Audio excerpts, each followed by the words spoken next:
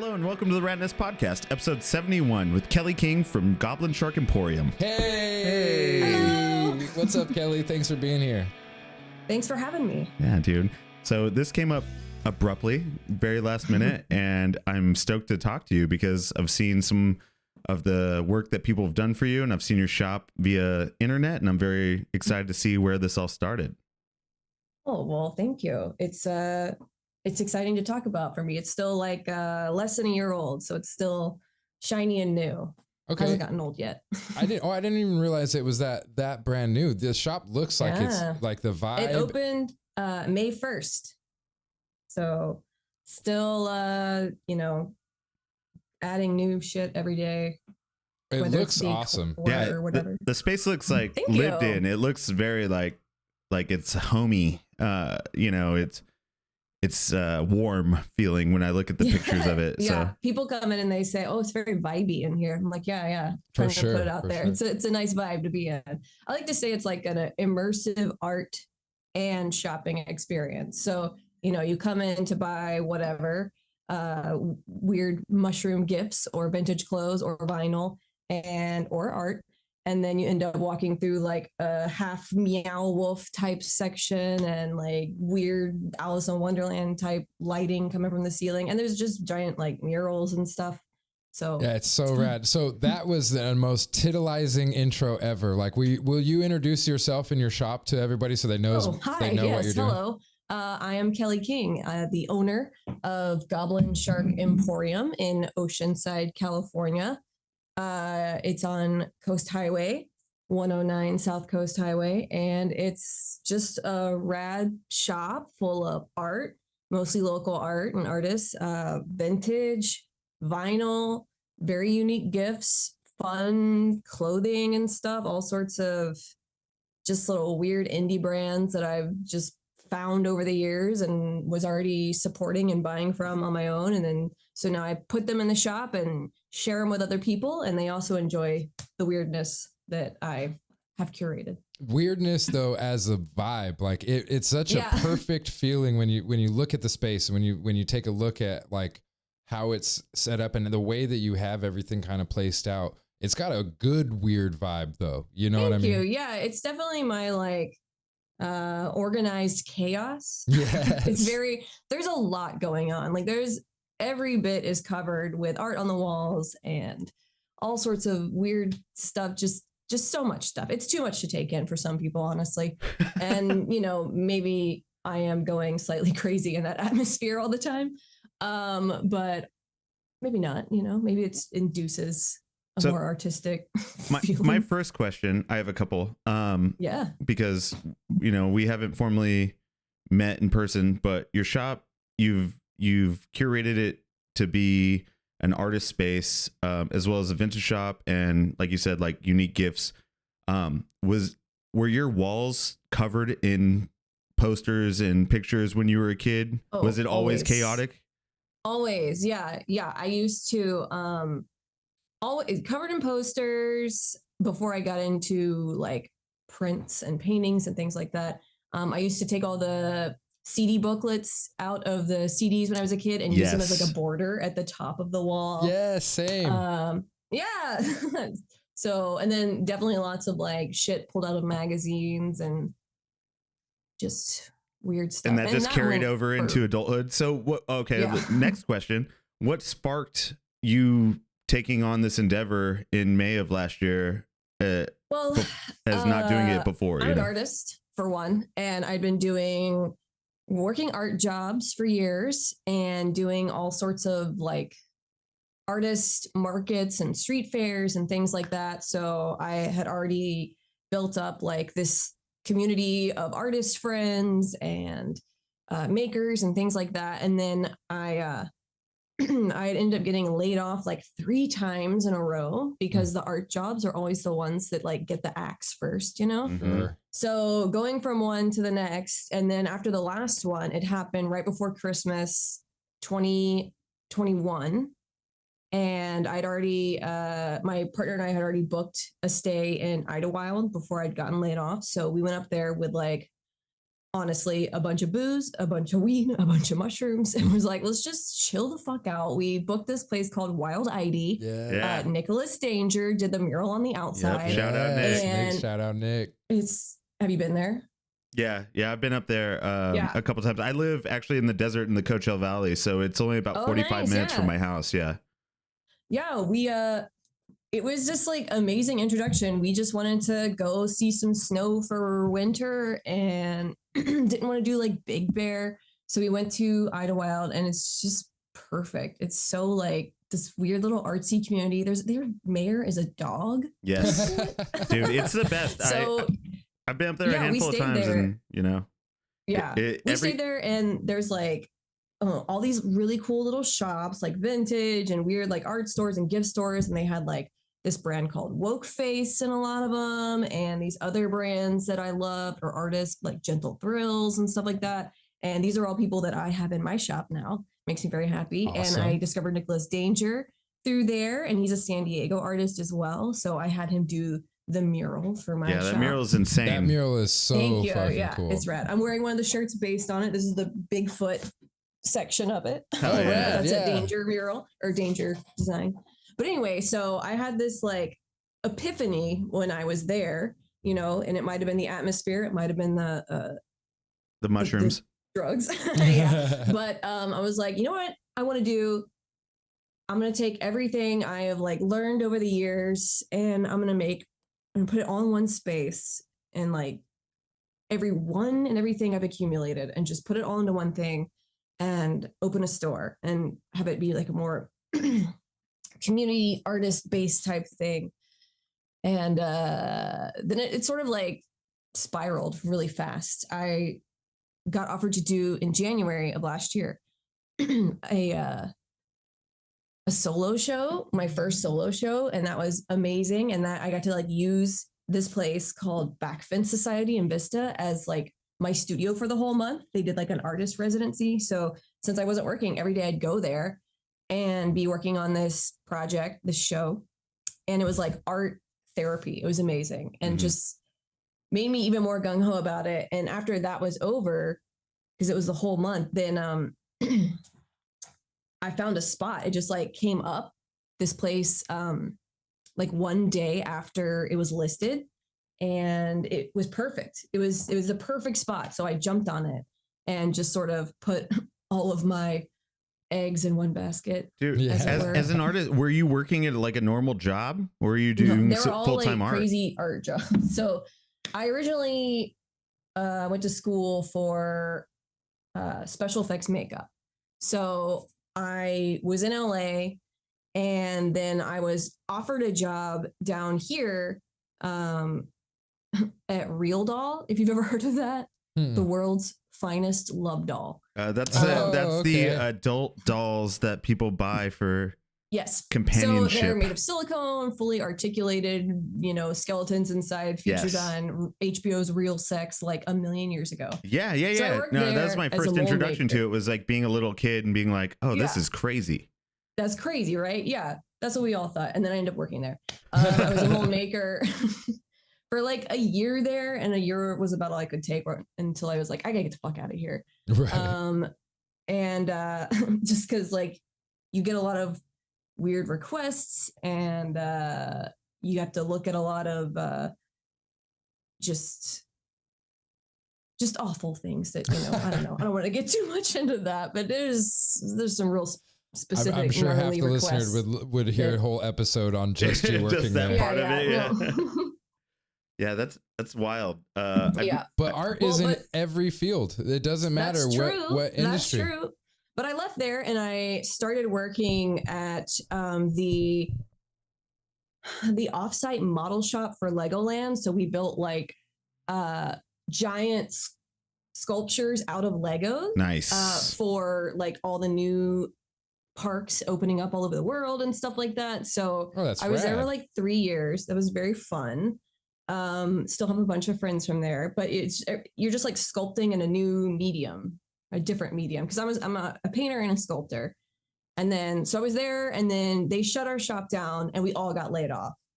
And then from there, I ended up working. I told you I go on tangents, so just rein me in if you need to. No, keep going. I love it. You're like, we don't have to do anything. We're just going to sit here and you're going to talk. Yeah, it's an easy episode for us. Yeah, seriously.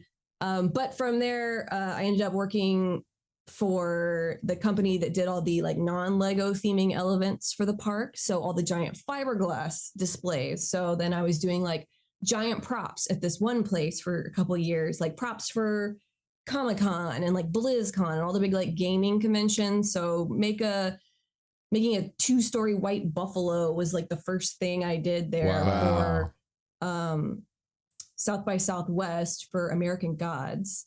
It's just like a promo thing. And then like make a velociraptor that you can ride and pose for pictures on, like things like that. So fun. Tight. And just crazy installations and stuff. So I've sort of like taken elements from everywhere I was and tried to combine them together for weird stuff like that in the store, installations and stuff, but was laid off from there. And then another place where I did like weird, like military medical training devices, sculpting bullet wounds and randomly creature from the Black Lagoons and stuff like that. And laid off from there was the last one. But yeah. So then I was like, you know what? I'm 36. I'm not going to start over again. Well, at the time I was 35, but, so I just like, I'm gonna work for myself. We're gonna make this work. And it's been fun. That sounds like an awesome journey. That sounds really fucking fun. Yeah, it's been like a long, weird journey for sure. And I've definitely picked up just like vast knowledge of different materials and like skills things like that along the way. So definitely feel like a jack of all trades, type situation. Oh, yeah. But I have to ask, like, going what you were saying about building a 2-story buffalo and like a rideable velociraptor and things. And then you immediately mentioned the mediums. Like that had to be such a crazy experience to like, all right, it's not just art anymore. It's not Legos. It's now I have to not only figure out how to create this thing to look realistic, but also to where people can get on it and use it and so function. You have to like the steel structures and stuff. Luckily, like that place had like, different people that specialized in like the woodworking side, the metal side, but not all the time actually. Now I think about it, I learned to weld there too. And I had to do some steel structures myself. There was like, oh my God, please don't let anyone die on this, That's so rad though. Getting to work with like, we've talked to a couple of different artists that work in different mediums like that, like the welding or making polymer stuff or prop making stuff like that. Yeah. It's just such a incredibly unique part of art because you have to basically do all the art first, draw it out, figure out the specs, completely design it, and then make it. Also, it's so complex and you make it for no one to ever know that you made it. You're part of this like system, right? So it's like you just make it for the studio or whatever. Sorry, I'm not like clapping. There's a bug. Yeah, you're like, that's a great point. Just one clap. But you know what I'm saying? Like it's a very like selfless kind of you're invisible to it. Yeah. So I've been on a part of like several teams now that have earned like what is it? Those world records. The Guinness Book? Yes, Guinness. But because it was like hired by a company to do it, to make this thing, like they get the credit and the people that actually did it, like we got nothing for like building the world's tallest Lego building, which was the Burj Khalifa in the Legoland Dubai. And then doing the world's largest 3D printed like model scene, whatever it was for BlizzCon. It was like they printed out all the characters of like everyone who was going to BlizzCon, like their personal that's tight. Blizzard characters. And then we made this like whole crazy castle set thing. I don't know, a bunch of random. All right, stuff. I got a question. So you already had like a professional experience in art making and product making. What made you? Are you really good with money? Because why would you be like, I'm gonna go all in on myself and start a business? I'm insane. That's why. No, I mean I'm good with my own money. And like personally working all these jobs where it's like professional art jobs or whatever, like I'd gotten a couple 401ks accumulated and stuff like that. So I'm going to get this bug. I'm so sorry. I don't mean it to be distracting the podcast, but it's like really coming for me. So yeah, I had, like a little bit of a fallback to like start it with, which is why I knew I wanted to do something that wasn't just, white walls and like product, because the product isn't really like what I'm all about. Yeah, shit, I love this stuff. It's very fun. I love ordering all this shit. I order what makes me laugh. Half the time I'm high when I do it. So I like to say it's highly curated. Yes. But oh my God, I got it. No, I got didn't. it. It's the wine. I think it's attracted to the wine. But Call yeah, this one the bug episode. I mean, I worked in retail years before doing all the art stuff. So I know the like gist of all that, but I've just always had like a good eye for stuff like that. And I'm like, not to toot my own horn, but a really good gift giver. Yeah. So I like to say that it's a glorified gift shop, because it's like just all the fun, weird stuff that you see. Like, you go to a bigger store and you like occasionally see some random, like, what is this mushroom planter or whatever, like, and just fun, weird stuff. And then I just try and get it all in one spot. Come here for all your weird, fun gifts. There's a website. That is like such a unique style of art though. I had a friend that was into like vintage and would do vintage pop-ups, and her eye and the ability to grab, like go through, there's 100 different things, see, at this garage sale or at this estate sale. Yeah. And she was able to go through and just grab like, this is what, and this one, and there's only 3 good pieces here, but she would grab all 3 of them out, and that is a unique gift in itself. I don't handle that side. So I have a friend who runs all the vintage. She goes by Crimson Collective. Her name is Rachel Jennings. Shout out, Rachel. So we do like consignment on that. And she picks all the vintage. And then I have a guy goes by Fuzzy Warbles. He is also a DJ at a lot of my events that I have in the shop. DJ Lexicon Devil. And he does a lot of the vinyl. So I don't have to worry with that stuff. I just accumulate the art and then like everything else basically. So tell me about that. Like, since you have a full year of gallery shows coming up, as far as your space goes, you have one every month with a different independent artist. I'm not sure if all of them are local, but I recognized a few names. And how did you go about like getting in contact, or were they just already friends? Most of them, it started out were friends. So like last year, it was definitely a little slower. It was like, month to month getting them. And then, or, a few months out, like it definitely got easier, when, after a few months, but, like I have this big gallery wall in the space. And so I rotate out every month. I do a different local artist, and it's all their work for the entire month in that space. And every month, the first Saturday of every month from 6 to 9 p.m., we have like an opening reception for them with a DJ. And that's every first Saturday.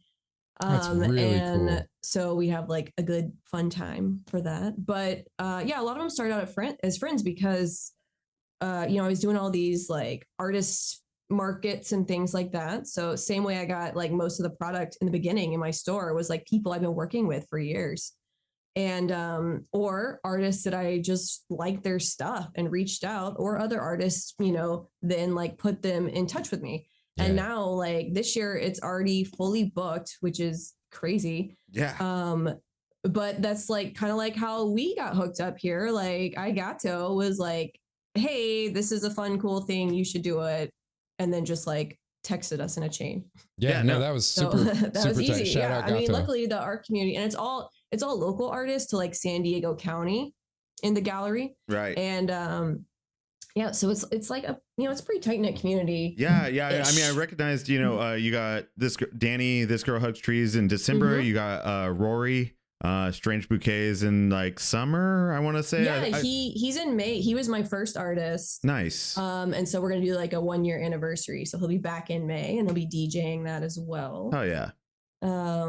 But yeah, these are like, and so Tim, who is this might have been pre-podcast stuff, but he's my little AV guy because I'm in his recording studio. That's my partner. And he used to be in bands for years. And so I have like all these friends and contacts in like the local music scene. Like that's how I knew Rory. And so, and then we get like all the DJs and stuff. They're all just friends. It's awesome. I love the way, so it's funny. When me and Matt did an episode recently, we were talking about, when it was just he and I, we were talking about how if we got just some random business person on here, like it wouldn't really it wouldn't fit. And then we sit down with you today and it's literally like you created a business, a unique format of what you're doing based off of vintage and like music and art. Like friendships. Yeah. The reason that you're able to thread everything together is because of like being the person you were and knowing the people that you were, that it's like a perfect storm came together and you were able to see it and capitalize on it. And I mean, not to like capitalize or whatever, but that's honestly, art. Like in the most purest form of capitalism, that's the best way that you can say like capitalism is art, because you have to bring together. We have this American dream of like working for ourselves and starting our own business and doing all that. But how do you do that? It's really hard. It's really hard. Just to let you know. It's very hard. But, and also I think though, within the art community, there are like so many of us are self-deprecating and we hate what we do and we're our own worst critics and things. So we need somebody to say, you know what, I'm actually going to step into the ring, this like business ring, and I'm going to do all the paperwork and I'm going to file taxes and I'm going to create something so that you have somewhere to go. You people have somewhere to go. And I commend that huge. Like that takes art on its own. I don't trust myself with money and numbers, so I did hire a CPA. That's smart. Hey, that's totally 100% smart. But you're still the one. I almost failed out of high school because of math. So like, you don't put numbers. I don't even look at that shit. That's so funny. But the reality is like we have to have these places to present art that are true. And it's not just about capitalism. It's not just about the bottom line or making $1. Like it sounds like everything you're talking about is really online with promoting art, just like building a community. Yeah, definitely. Like I love nothing more than introducing other people to certain artists, or bands, music, or even brands that I have like loved for years. And it's like, it's so cool to just like get to introduce these people, and then now they're obsessed with them, and then like they'll come back. I have regulars that come in like so frequently to like see all the new stuff that's like, oh, you got new Gentle Thrills? Oh, I got to get the new Gentle Thrills stuff. I got to get the new Danger stuff, you know? Awesome. Like That's awesome. It's really cool. And those it guys makes me so happy. Those artists deserve it, man. Like we're all struggling. We're all fucking pushing. And you know, Nicholas, like he does big stuff. He does. Yeah. But to anyone, even in San Diego, they might not know who he is. It's not like just because you're getting by that you're like a household name, you know? So any outlet where we can promote these guys, like that's why we do the podcast, is just to get our friends online and be like, hey, just here's one more thing that like has your name on it. Yeah, definitely.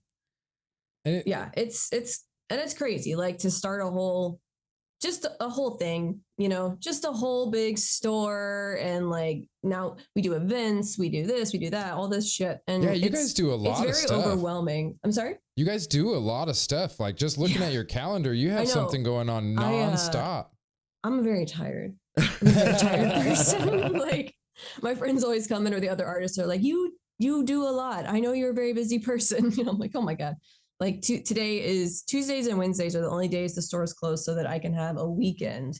Yeah. So these are the days I usually do like absolutely nothing, but also everything around the house and with the pets and all this and that. And I literally podcast was like, interviews. Yeah.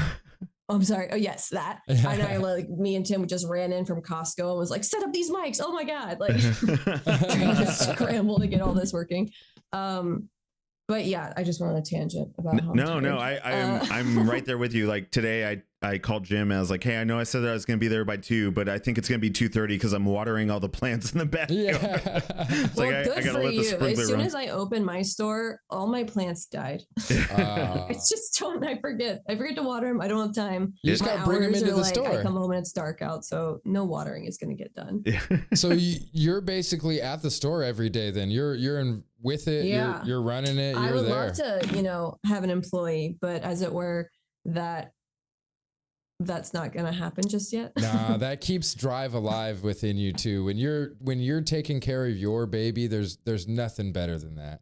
Being the one that is responsible, being the only one. Yeah, no, for sure. It is a lot of work, and it is a lot to like try and hand off to someone else. I don't know that I could fully do that, but God, part-time person would be very nice. I just got to be able to afford that, So come summertime when the tourists are popping off, I'll like try and have someone else there, not just me.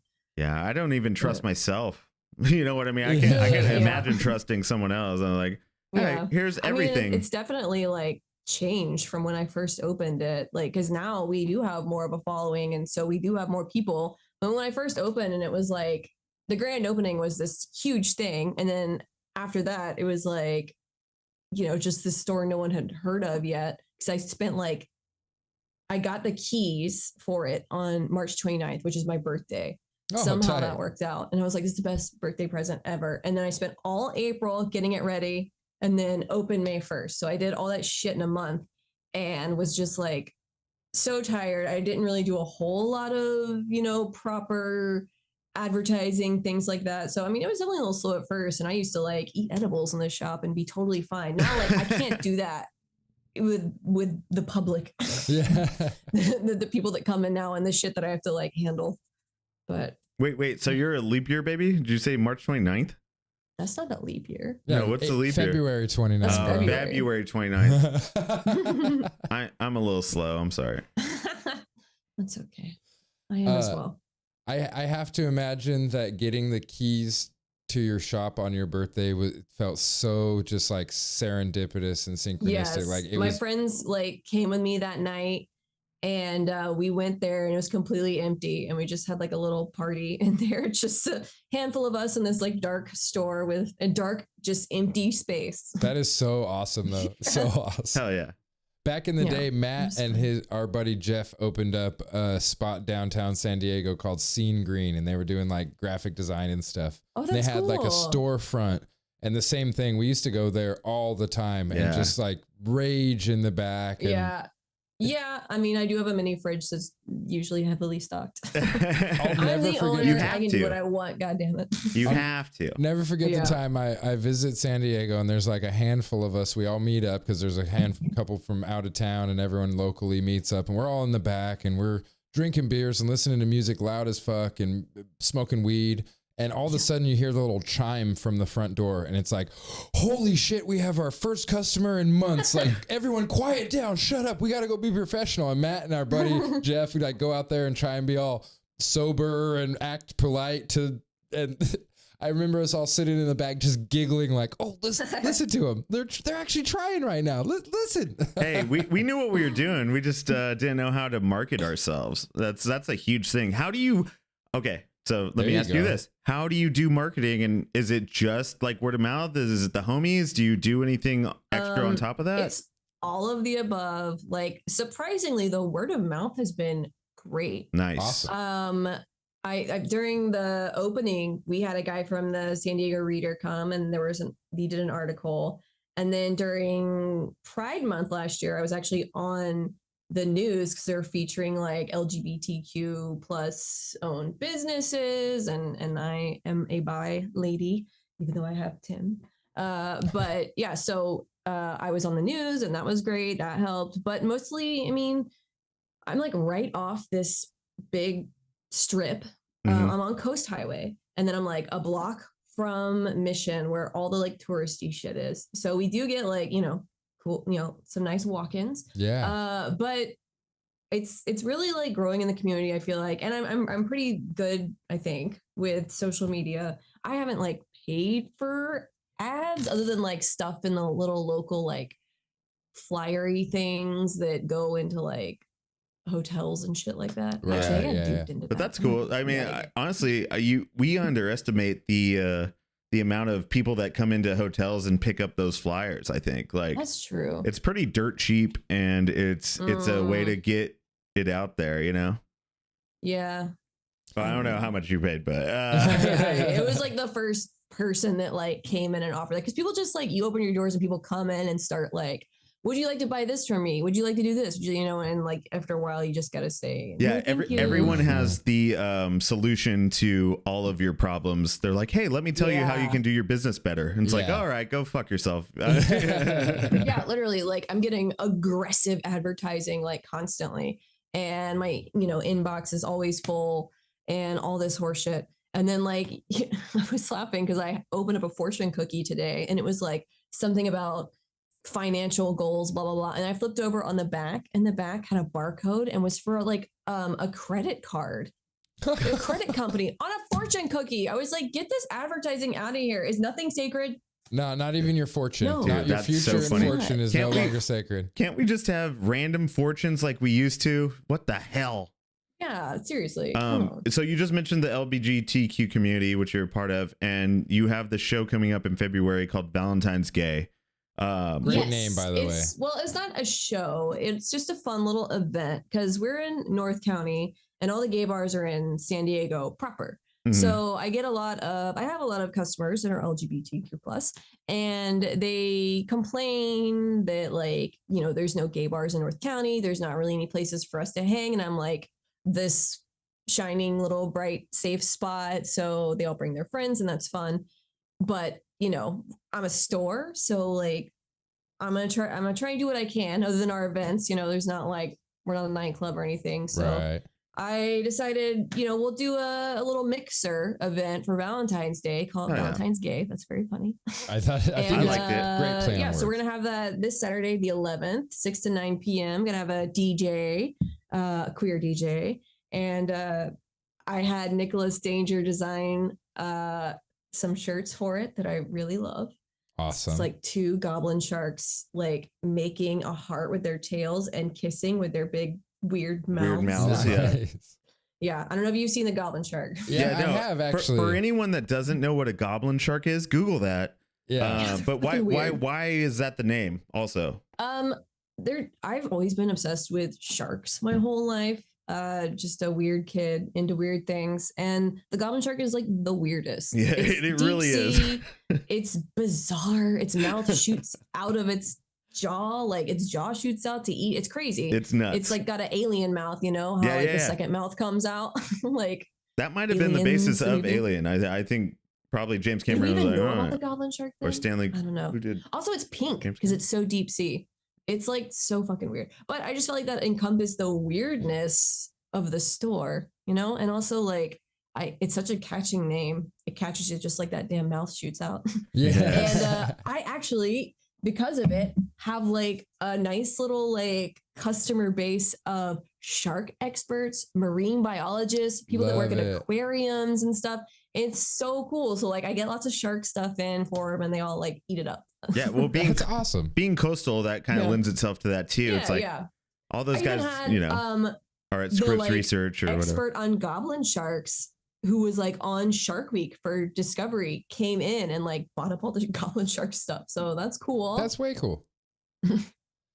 Happy to supply these things to these people. So how is it being kind of an eclectic shop that close to like Mission Street in like the touristy area? Like, I know you said you get some good foot traffic, but are you looked at from all of the people from Minnesota down there in San Diego? Like, oh, this is such a San Diego place, like how is that? Yeah, I get all of it. I get the people that, walk in and have a freak out and like love it. And then I get the people who also, a lot of people come like, oh, this is just like this. I'm from Portland, or I'm from Brooklyn. Yeah. I'm from Austin. This is just like this. I'm like, sure. But yeah. And then I do get the like Karens and the other Texans and things like that come in and wait. Sort of like take a look around and then leave. You got to answer me this. Have you had a fucking crazy Karen experience? Not too crazy, but I did have this woman who, like, in the very early days, she came in and she had a few things to buy, and then at the counter, I have like all these stickers. And there was like a Black Lives Matter sticker, and then she said, oh no. And I was like, is everything okay? And she had kids with her, and she was like, I don't agree with this, or something like that. And I was like, at this point, I was just like, okay, I don't give a fuck what this woman has to say. So it's like, you don't agree that their lives matter. Head back to Alabama. She was like, politically, blah, blah, blah, was like him and Han. And she like put all her shit down and left without buying anything. And I was like, okay, whatever. That's not, your sale's not going to break me. But like, whatever, it's almost like she wanted to make the point more than buy anything in the first place. She probably was like, oh, I'm going to find something that I can put all my shit down and not have to buy anything for. Yeah, but she like had little kids with her. Don't be that horrible, like, don't force your opinions, like that onto what they're seeing. I don't know. I think that's probably the craziest thing about having to run any sort of retail or like open to public spaces is like, you don't get to dictate who comes into your store. Like you can accrue it for exactly a very specific type of person. But if you're open to the public, you're literally opening yourself up to all of this kind of criticism from people who have completely opposite or crazy opinions towards what you're doing. But also I have to say this, like, I was raised in a pretty religious household. Like my mom, is pretty religious. My grandma is very religious. Not once did my grandma or my mother like tell anyone what they're doing wrong at their shop because she didn't agree with it. You know what I'm saying? Like your opinion matters, lady. What the hell, That's dude? something wrong with society these days, is that everyone believes that their opinion matters. Is the most important thing. Yeah. Like I need to tell you. I sort of set the tone now where I have things at the front of the store when you walk in that kind of like, they set the tone for the store. So there you go. Like right now on display, I have something from Shitty Stuff that is an apron that says "fuck all y'all," and when you see that from the outside, you're someone who thinks that's not funny or whatever, you're probably not going to come in. So that helps weed them out. But most people just walk by and they laugh and come in, and they love it. Dude, let's make an apron that says "Curb the Karens." Curb the Karens. Oh my God, curb the Karens. So violent. Please curb your Karens. Is violent. I didn't even think about that kind of curbing. No, I was thinking please curb your dog or whatever. Dog. It's like, okay. God, my brain went to like curb stop. Yeah, dude. I was just stomping out Karens. Yeah. I did have I saw these big Clack Thorpe fans, that like the drag queens have. And I have a lot of drag stuff in the store. That's one of my favorite things. But so I had this big one that said "shut the fuck up, Karen." So I would keep it behind me until I sold it at the counter for in the beginning when they come in and start being weird. Just open it up. Got to be ready for them. You got to be ready for them. So what do you have shows curated throughout the rest of the year? You're constantly picking up new gear from independent artists. Anything else that you have planned coming up? Are you just focusing on the space? Are you doing anything outside of the space? I do other events here and there. We do pet adoptions through local rescues. And that's awesome. Occasionally I've done local author signings, book signings, things like that. Cool. But other than that, there's a lot going on. Honestly, what you just said right there, you stole my heart. You're doing pet adoptions and trying to help out. And I ended up adopting a dog at one of them, and she's a menace. Yes. So what kind of dog is it? Oh, part cattle hound. Ooh, okay. A lot of energy. That's what it is. So they're crazy, and she's less than a year old. Oh, dude. That dog is trying to herd you in. She herds so much. She nips me and pulls my clothes and nips and pulls and pushes. It's crazy. I don't know. She's a lot, but that is honestly one of the most altruistic things you can do is look out for a pet or an animal that needs to be a pet. Yeah. You know what I mean?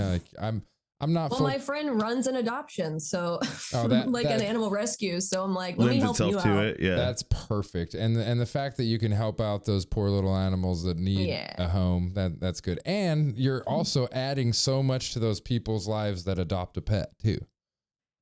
Yeah, and we'll have we often have flyers up that are like adoptable pets and things like that on the door or wherever, so you can see. Even if you're not at one of the events, you can see some of the pets that are still up for adoption. I love it. Awesome. I think it's awesome. I think it's incredible that what you're doing with the space that you found, you didn't pigeonhole yourself into, I'm just going to be a vintage shop, or I'm just going to be a vinyl shop or an art studio. You really found your way kind of in a whole bunch of different paths. Yeah. And I think that's awesome. I love that ability to not only see the opportunity that you want to capitalize on, and I hate to use that word again, but that you want to live in with, but also to be able to put it out there on so many different avenues. That takes a lot, and I can only imagine the time and energy and effort that it takes on your behalf. Yeah, it is a lot. Well, thank you. But that's mad respect. Nice mad respect. Nice to hear. Yeah. As our friend Danny, who you know from Studio 9, and This Girl Hugs Trees, who will be at your spot in December of this year, likes to tell me, Agato are book ending the year.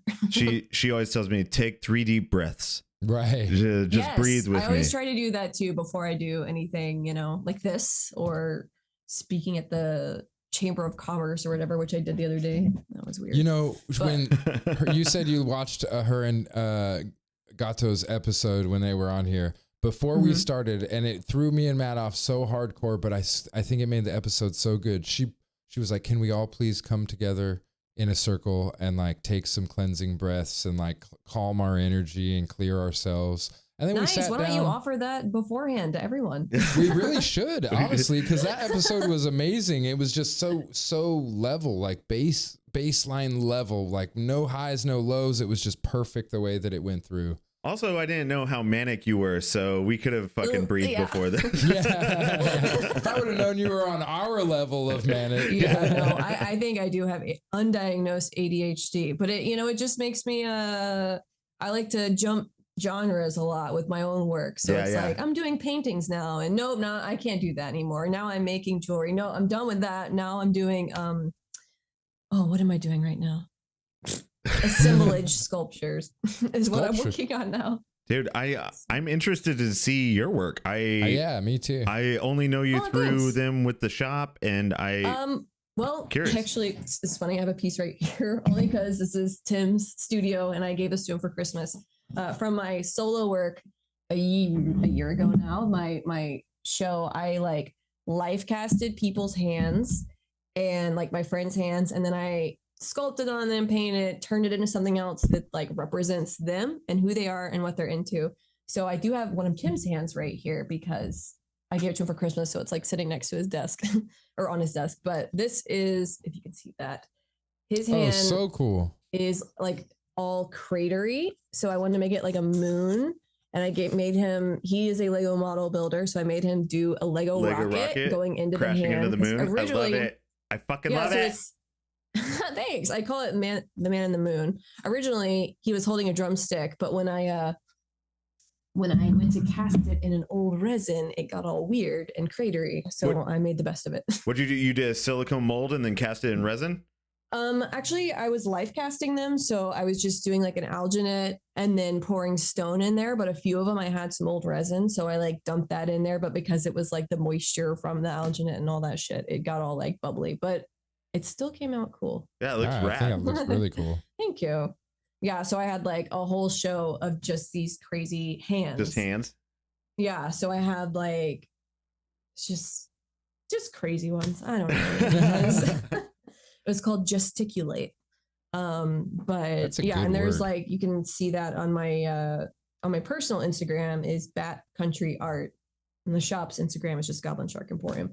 If you want to see that, that's saved on my personal one. One more time, you said back country or bat country? Fear and Lily in Las Vegas. Yeah, this is it. We got into bat country. Yes, I used to be a huge Hunter S. Thompson fan. I have the like ink blot bats tattooed. Some of the first books I ever read, like that really changed my perspective on things were Hunter S. Thompson books for sure. Yeah. And I also love bats. Yeah. I live out in the desert, so now we literally have bats, and I'm like, these little fuckers. But they're cool. They don't mess with me. It's just fun to watch them fly around. Eat the bugs and shit. Yeah, nice. They're rad. Tell me about the fucking golf shoes. in the muck. Yeah.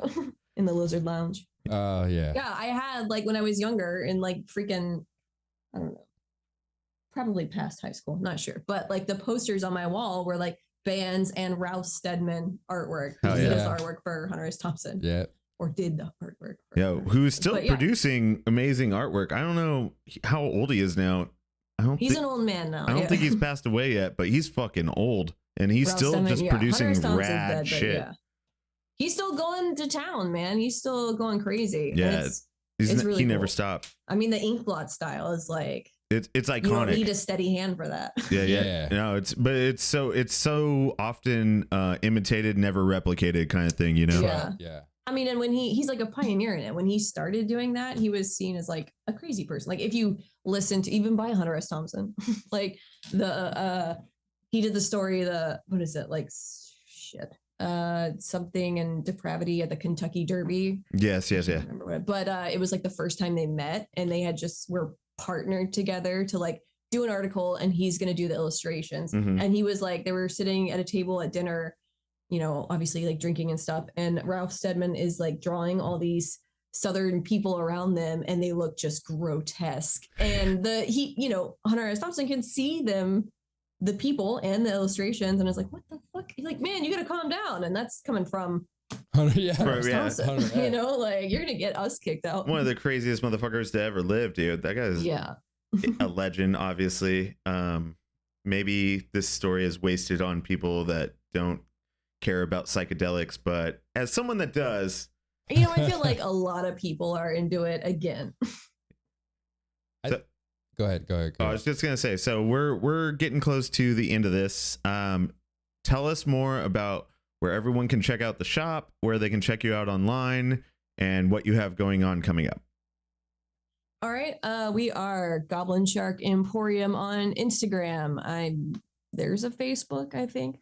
Just goblinsharkemporium.com for the website, which is right now basically only products you can buy. Someone else handling that. We're in Oceanside on Off Coast Highway. The event's coming up. We've got this Saturday, we've got Valentine's Day. And then the first Saturday of every month is the opening reception for each artist in the gallery, which is different every month. All the events usually have a DJ unless it's like a pet adoption or something like that. Sure. Do you have some of the artists that you're going to be working with this throughout the year? I know you said you were booked up. Do you have any of them that you can just throw out? Posted a list of all the artists for the year. So you can check out their work beforehand if you want. I'll be posting stuff throughout, forever. Yeah, check out. I know for sure you said Rory Strange Bouquets is in May, and then This Girl Hugs Tree, Danny, is in December. Yeah. I know there's every month is booked up, but there's only two that I can remember right now. October is Travis White, aka Teddy Pancake. I don't think he goes by that anymore, if you know his work. There's a lot. And then June is going to be, I do once a year, like a group show. So last year was October, we did like a spooky one, and June is a pride one. So if you're a local queer artist, hit me up and you can have your work featured in the gallery for the month. Oh yeah. Very cool. Awesome. Well, dude, thank you so much for sitting down and doing this. I know it was like super short notice, and we didn't really plan on 24 hours ago. I couldn't have told you we were talking to you today, but I appreciate your giving us the time and the effort and the love and the energy. And I'm stoked on what you're doing. I'm pumped on people like you. And I like to include myself and us in that genre too, of like helping out artists that are trying to help themselves out, and just being a space in the community for people to come together. For sure. Well, thank you for having me, and thank you for all the kind words. That feels great. Thank you for having my manic energy. We're the same. We're same. We're same. Don't worry. When we is finally the hang word. out, we're gonna be like, oh yeah, you're the same as me. Yeah, come to the shop. Come to an event. Next time we're down there for sure. We'll come in and we'll go out, have some drinks and some dinner or something. Yes, drinks can also happen in the shop as well. Hey. All right. We don't. You gotta leave. Love it. And regulars.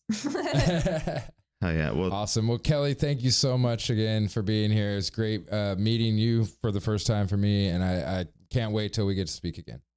Yeah, thanks for having me. It's great meeting you guys too. We'll be in contact, and we will definitely promote everything we can. Just if there's stuff you want us to throw out too, even if it's just like a Instagram post or something stupid, just feel free. Yeah. Cool. Thank you. Yeah. Awesome. Well, this has been another episode of the Rat Nest Podcast. You can catch us every week for video on YouTube and audio anywhere you stream your podcasts. Go to Rat Nest Sticker Co. for stickers, prints, zines, comics, and more. New site coming soon. And the old site's up still if you want to buy stuff. Jim? I'm Jim. Hey.